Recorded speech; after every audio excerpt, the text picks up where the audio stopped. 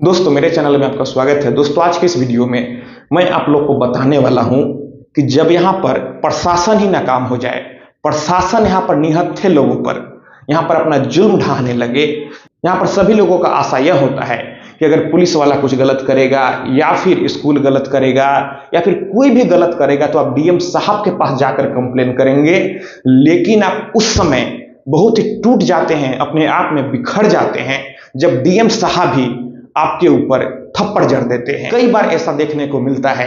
अगर हम कोविड के समय पे जाएं तो यहां पर अगरतला के जो डीएम साहब होते हैं वे यहां पर सिंघम स्टाइल में एक शादी में घुसते हैं और दूल्हे को थप्पड़ जड़ते हैं। वह पंडित जी से भी मिसबिहेव करते हैं, गाली गलौज करते हैं।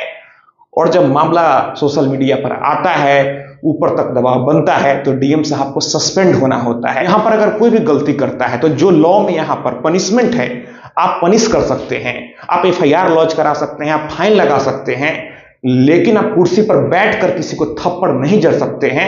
क्योंकि आपको यहाँ पर याद रखना चाहिए हमारे देश में हाई कोर्ट, सुप्रीम कोर्ट है और यहाँ पर हमारा जो जुडिशरी है वह सर्वोपरि है, उससे बड़ा यहाँ पर कोई नहीं है।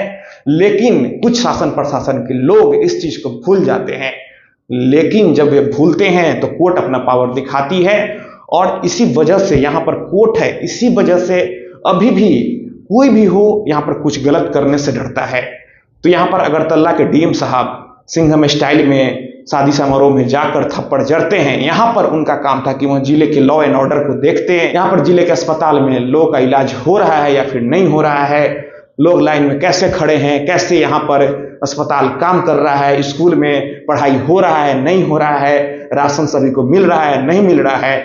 उन्हें यह मॉनिटर करना चाहिए लॉकडाउन में जो यहाँ पर बंधुआ मजदूर हैं वह खा रहे हैं, भूखे खुले आसमान के नीचे सो रहे हैं, वे यहाँ पर यह नहीं देखते हैं बल्कि अपना पावर का यहाँ पर मिसयूज करते हैं। तो अगर आप ऐसा करते हैं तो आपको ऐसा नहीं करना चाहिए। और हाल फिलहाल ही पटना के जो डीएम साहब हैं जो कि बहुत ही सीनियर अधिकारी हैं, लेकिन वे अपने मर्यादा को भूल जाते हैं, वे अपने कुर्सी की गरिमा को भूल जाते हैं और छात्रों को, जो निहत्थे छात्र हैं जो कि यहाँ पर इंसाफ की लड़ाई लड़ रहे हैं, वे उनके साथ जो गलत हुआ है, जाति हुआ है, उसके खिलाफ वो आवाज उठा रहे हैं। और यहाँ पर डीएम साहब भूल रहे हैं कि कभी वह भी छात्र थे और वह निहत्थे छात्रों को थप्पड़ जड़ रहे हैं। और यहाँ पर मैंने कई सारे वीडियो में बताया है और फिर बता रहा हूं कि कोई भी शासन प्रशासन का अधिकारी अगर यहाँ पर बेलगाम हो जाए और अगर आपको थप्पड़ जड़े तो इसका कोई मतलब नहीं है, यह गलत है। और आप पुलिस से जाकर कंप्लेन करेंगे तो हो सकता है पुलिस भी आपको थप्पड़ जड़ दे। तो यहाँ पर हाई कोर्ट है, सुप्रीम कोर्ट है, उनकी कंप्लेन आपको हाई कोर्ट सुप्रीम कोर्ट में करना चाहिए। लेकिन लोगों के पास इतना पैसा नहीं होता है क्योंकि कमजोर लोग ही सताए जाते हैं कि वह वकील का फी देंगे। अगर डीएम साहब किसी को थप्पड़ जड़ते हैं या फिर कोई भी शासन प्रशासन के लोग आपको थप्पड़ जड़ता है तो यहाँ आपके मानव अधिकार का हनन है। आप उनकी कंप्लेन मानव अधिकार आयोग में करें, वहां पर रिटायर्ड जज साहब बैठे होते हैं जो कि ऐसे लोगों पर कार्रवाई करते हैं।